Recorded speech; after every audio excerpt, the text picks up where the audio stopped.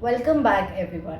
नमस्ते सभी को। आज पातंजल योग सूत्र श्रृंखला में हम समझने का प्रयास करेंगे लय को। लय जो हमने इससे पिछली वीडियोस में समझी हैं, और यह भी समझेंगे कि कैसे हम सभी इस लय को अपने जीवन में अनुभव करते हैं, ध्यान की इस अवस्था तक पहुंचते हैं।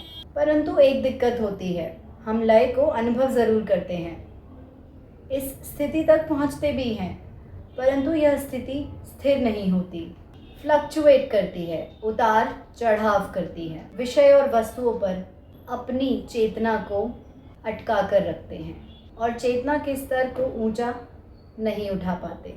पिछली बार हमने समझा था कि जब संप्रज्ञानता समाधि में चेतना का बीज संस्कार भी खत्म हो जाता है, जितने भी बचे कुचे संस्कार उस विषय या वस्तु से संबंधित होते हैं, वह सभी संस्कार, वह सभी याददाशें खत्म हो जाती हैं, तब वह निर्बीज समाधि में बदल जाता है। और निरंतर अभ्यास से ही हमारे संस्कार बदल जाते हैं। यदि हम सही ज्ञान नहीं रखेंगे या सही ज्ञान को जानने की चेष्टा नहीं करेंगे, उत्सुकता नहीं रखेंगे, तो हम गलत दिशा में और अधर्मी कर्मों की तरफ बढ़ते रहेंगे और अभ्यास करते रहेंगे और ऐसे कर्मों को बनाते रहेंगे जो हम नहीं बनाना चाहते।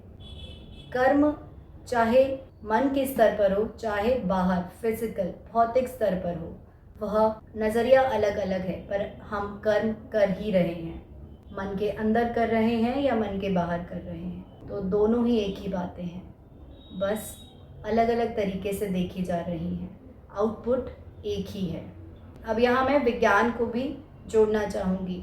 हम सिर्फ आध्यात्मिक जगत में नहीं, फिजिकल वर्ल्ड में भी इस लय को, लय जो है वितर्क, विचार, आनंद और अस्मिता, और अंत में असंप्रज्ञानता समाधि की स्थिति, इस लय को हम फिजिकल भौतिक दुनिया में भी अनुभव कर सकते हैं और समाधि को भी अनुभव कर सकते हैं।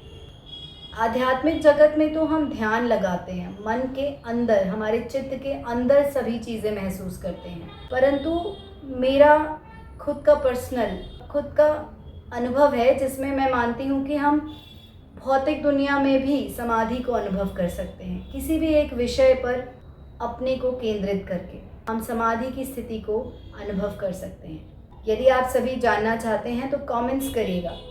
चलिए समझते हैं होता क्या है जब हम लय में जाते हैं, कैसे हम विचार और वितर्क, आनंद, अस्मिता को महसूस करते हैं। चेतना के स्तर पर कैसे हम विचार, वितर्क, आनंद, अस्मिता, असंप्रज्ञानता समाधि को महसूस करते हैं। धारणा में जिस विषय पर हम धारणा लगाते हैं, वह धारणा में हमें चेतना के बनाए गए बड़े रूप में दिखता है, बहुत बड़े रूप में। और धारणा से जब हम ध्यान की स्थिति में जाते हैं तो वही विषय हमें बड़ी चेतना के काफ़ी केंद्रित रूप में दिखता है, कॉन्सेंट्रेटेड फॉर्म में।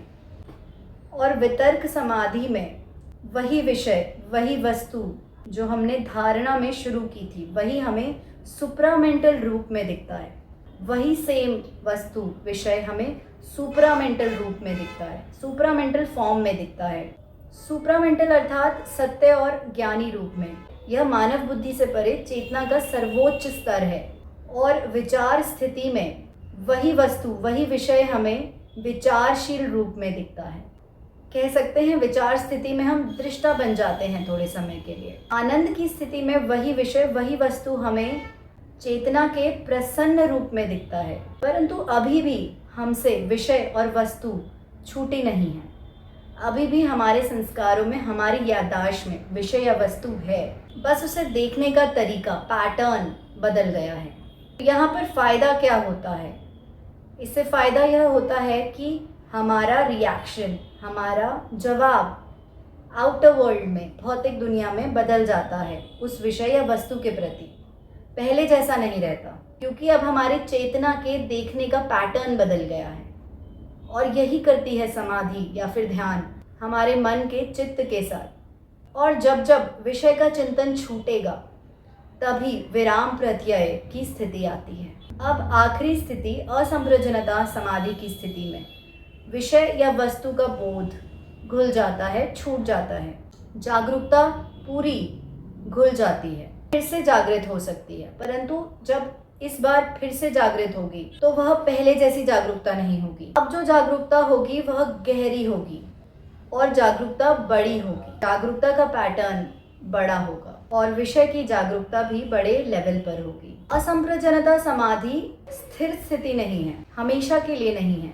चेतना ट्रांसेंड करती है अलग स्तर पे, लेवल पे जाने के लिए। और हम सभी समाधि की इन स्थितियों से गुजरते हैं, परंतु पीछे आ जाते हैं विषय और वस्तुओं से आसक्त होकर।